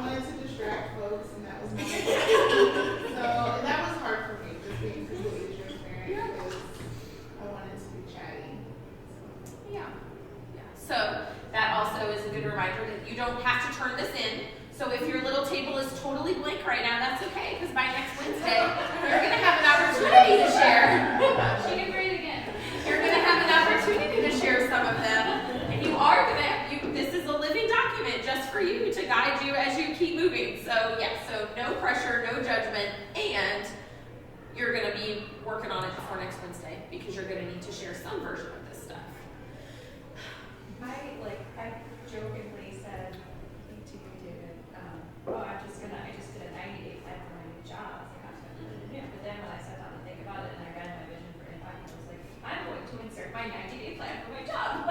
It was such a confirming. It was. Oh, good. I thought you were going in a different direction. So that actually you do have some synergy there. Yeah, it felt really good to be like, this is, I feel like I'm going to do this. Yes, such the right decision to leave that job and get this new one. Yeah. And I know we're not all in that place where like the things you would do for work that you get paid for are also the things that you would like to do to be moving towards your. Yeah. You can take it, dude. So as you move through, I would love for us to share, before we sort of wrap up officially, you'll hear more from each other, and I hope you record them because I can't wait to see your presentations. But I want to sort of speak out into this space, just one thing, and if you didn't write it down, I don't care. One thing that is on your list of actions that you are feeling some energy around. As tiny, as big, as specific, as not specific as you want. Because again, saying it out loud, deciding it will make it more likely to come true. Saying it especially out into this positive energy of this group certainly will. And then you have you reserve the right to change your mind. And next Wednesday when you get together, maybe you will have changed it completely and it won't be on there. But just in closing, what's one thing, one task you're excited about that's going to be on your 90-day plan, or 100-day plan? Yes. You are a busy bee. You have many things written on your sheet. What's one you want to share with us? That I will go to all the LSDMC and community council meetings that I already have scheduled for myself between now and the 1st. Okay, so I love a lot of that. One, it's super specific, right? I also love that, like, just because you know that they're happening and maybe even that you've scheduled them, you're still going to have a decision point. And at some point, you're going to be like, oh man, I would like to go out for sushi, or I would like to sit on the couch because I've had a busy day. But decide, this decision maybe, and you still could decide to do those things, and that could be the powerful right choice for you. But deciding that feels like an important thing will make it more likely for you not to deprioritize that because you're tired or you've had a busy week, because you're saying right now, this is one thing that feels important enough to you to share. So I love that. Well, yeah. I didn't schedule kind of early, so I can give you my idea. And then It's really important. I heard the short version.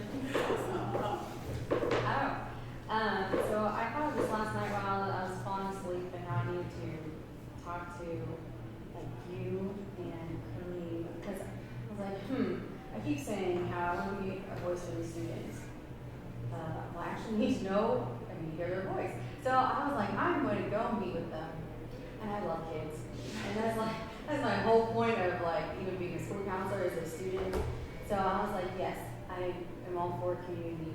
So I have a list of community council meetings. So I was like, I need to take my spring break, which probably most CPS schools don't have, and I need to go and meet with the students and hear their thoughts and their concerns about what's happening in their schools. Because that was the whole reason I ever wanted to be on the school board. And still one of the main reasons why I want to be on the school board. So I was like, yes, that makes me a lot happier. Yeah, that's beautiful. I decided I need to actually meet them, and I want to meet them.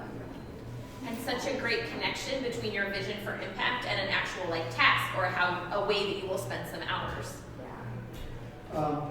I need to set up time with local people I can partner with, and state reps and local folks to get them engaged to help me get some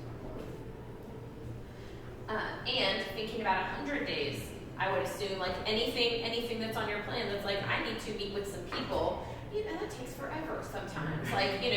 Whether it's because you need to follow up with them, or because you're traveling and then they're traveling, or because you need an intro. So I love that 100-day window. It might be that you need most of those 100 days to get those meetings on the calendar, even if it's not that many, depending on who you're thinking about. So I love that you've identified that as a key strategy.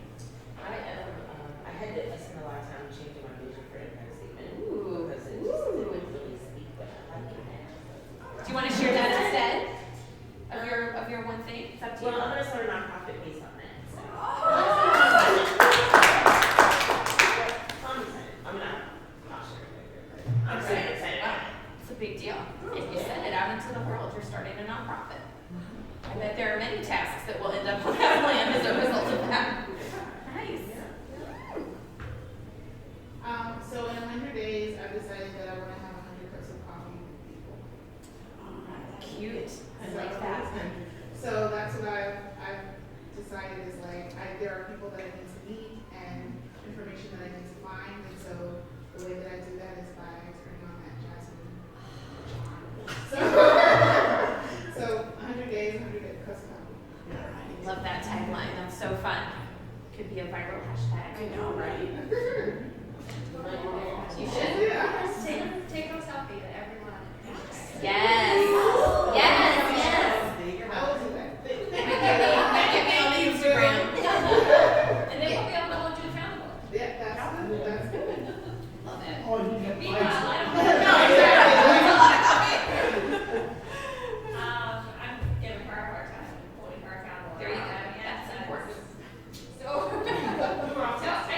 I think I like Kareem was mostly reflecting on my vision for impact because someone in my feedback shared that they liked that I was maybe about halfway through I was like my vision for impact is falling apart, everybody, and I never really put it back together. So it was kind of fun to go back and look through my journal and what I've written. So it might be that this next 100 days, other than hitting, like we'll be sort of integrating that new job and figuring out how So, to I mean, I worked in reassemble. Impact, and it really is actually still very similar to what it was at the beginning, but I've added some things to it that I hadn't realized. I'm a little embarrassed to say I hadn't realized needed to be added to it.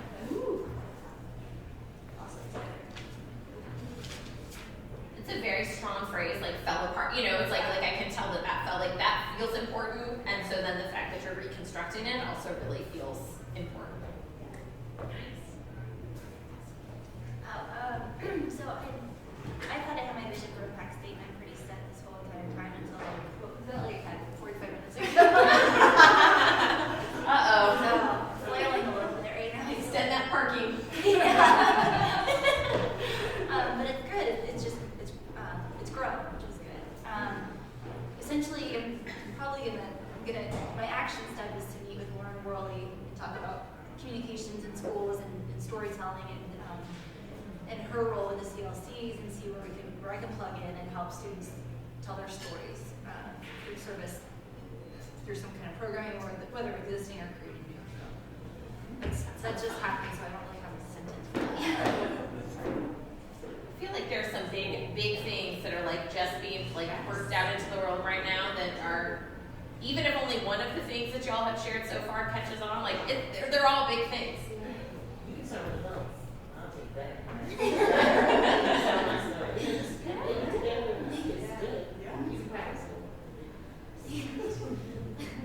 Some of your big people too.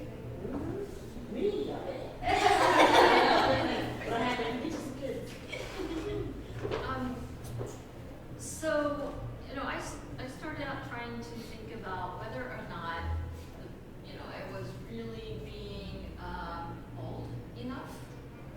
Because I'm involved in a lot of things in education, and it would be, like a lot of you, easy to come up with 100 things to do. So I really spent a lot of time for that. I was like, then when I looked at what I was working towards, it was, I remembered there was a national organization that said, you guys were the only one that focused on this. Everybody else backed away. So it's like, okay, wait a minute, my vision is actually pretty bold. It's just my action steps are not bold.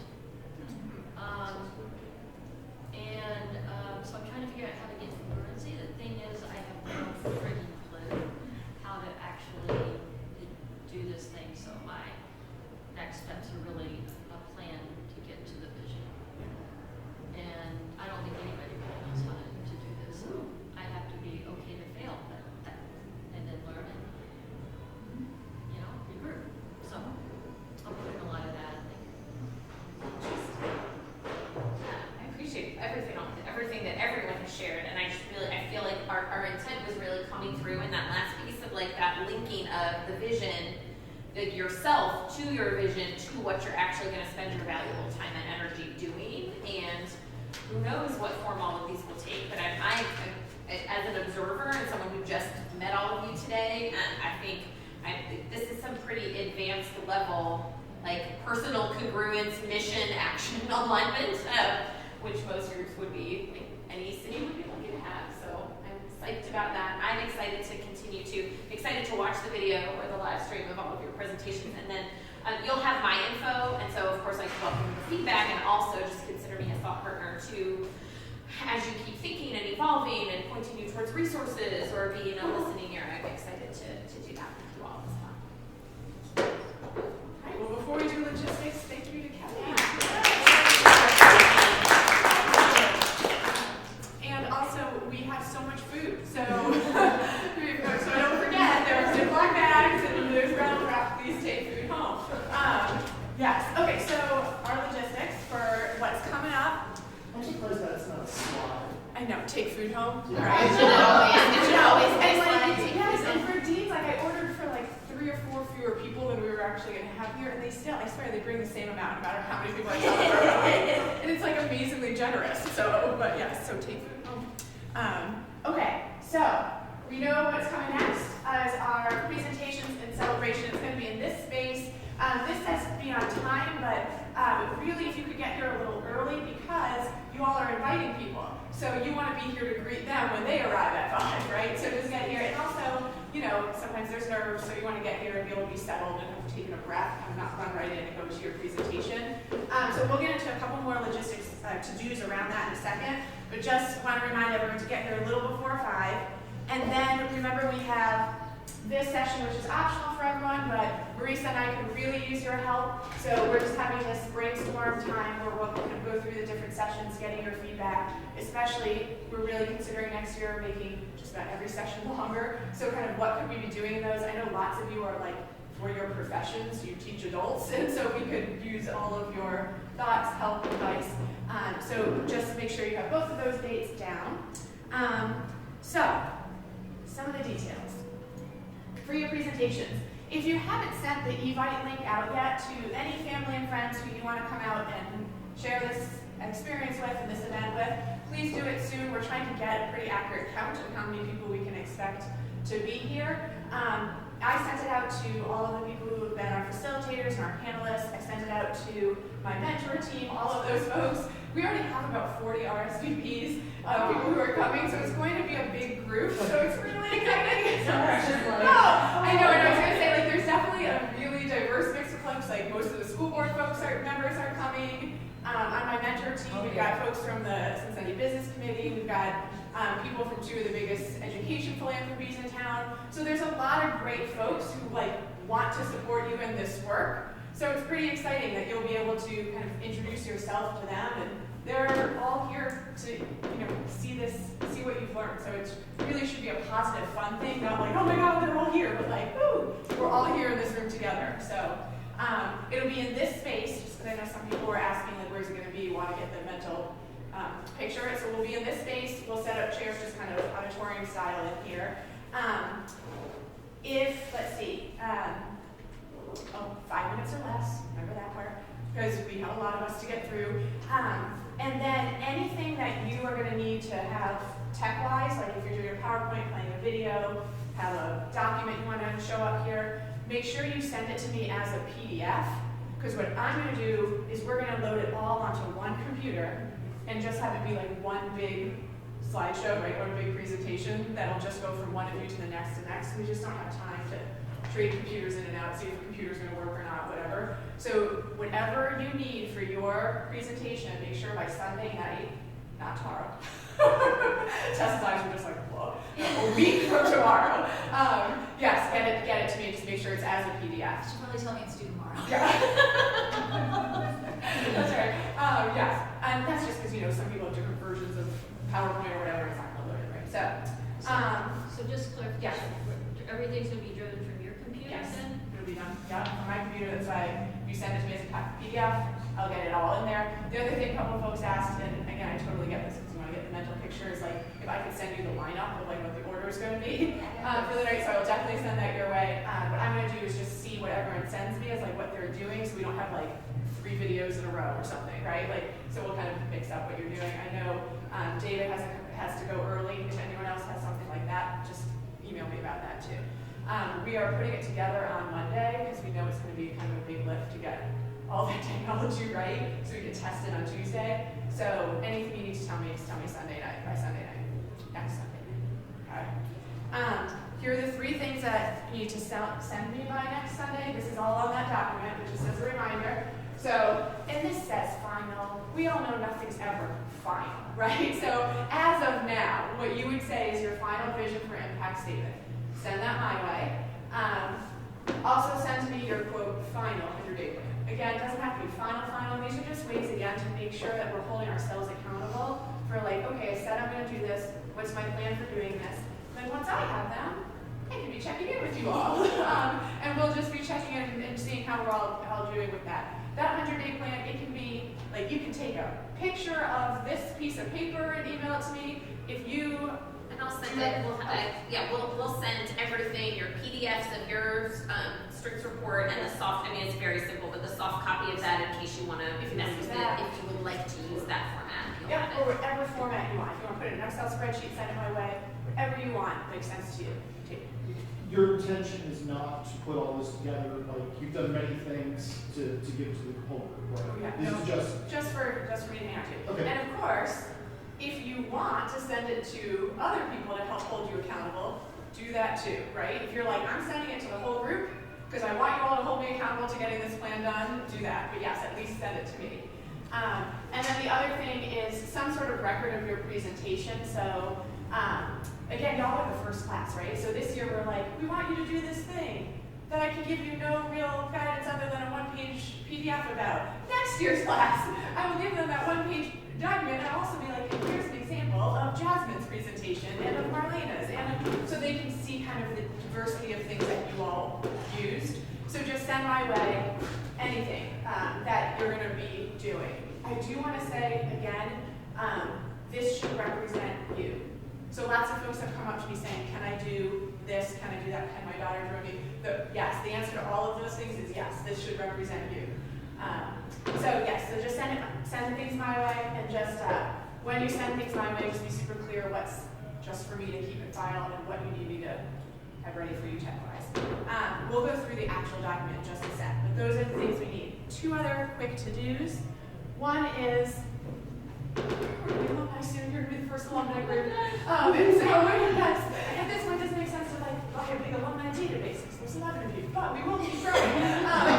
So what we thought would be the kind of the easiest way to do this, because then also if there's like a separate database, and every time you like change jobs or do something, you have to like update it in some random other place.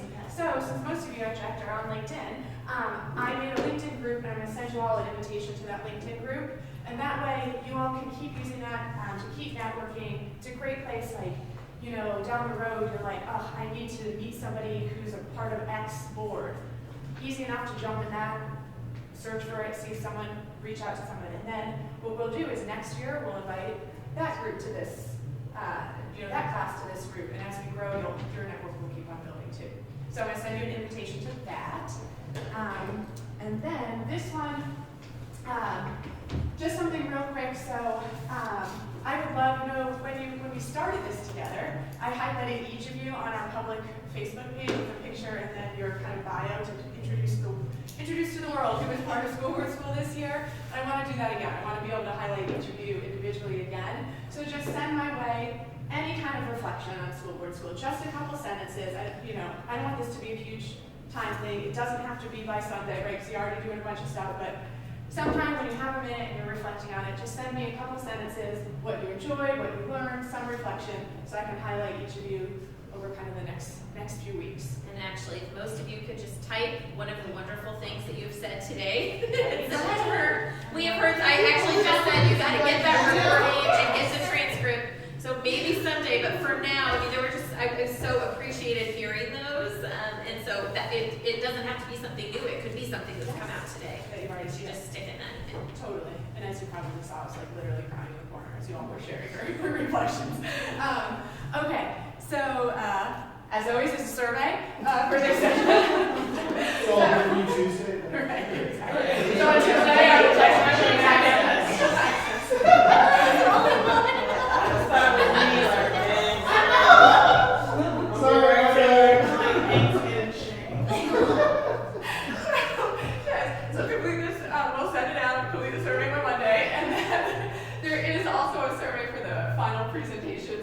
of the first ones to do this, so we really do want your feedback. Even on that last session of like, this was really great about the presentations, this would be better if we do it this way next year. So that, and then there's a final survey. So remember, before we started together, you did that pre-program survey, that was a pretty long survey. So now we need to do a comparison in our post-program survey, right? So that's gonna be a pretty long one. We'll send it out after you've done the final presentations one. We'll send out the link to that one. There's a lot of kind of qualitative questions. We really do want to get your feedback. As I hope you all know, we read through all of those surveys. Hopefully you've seen the kind of course correct and change with what you tell us. So same thing with that final one. That's going to be a huge one for us to really figure out what should we keep doing, what should we change to make it even better for next year. So expect that. And then I mentioned this quickly earlier, but if you're running, let me know. So I know I said this like when we first started, but a couple of you, as I touched base, have like totally didn't realize this, that I don't know who's filling out. Like the surveys you fill out are anonymous. Like you see those when you put your name in because they're tracking your data over time, but the information I get is anonymous. So when you answer that question about like, am I gonna run and when, I'm always like, who's running? So I wanna be able to start connecting you to those groups that I said are already reaching out to me. So like Charter has already reached out. They want to know who's running.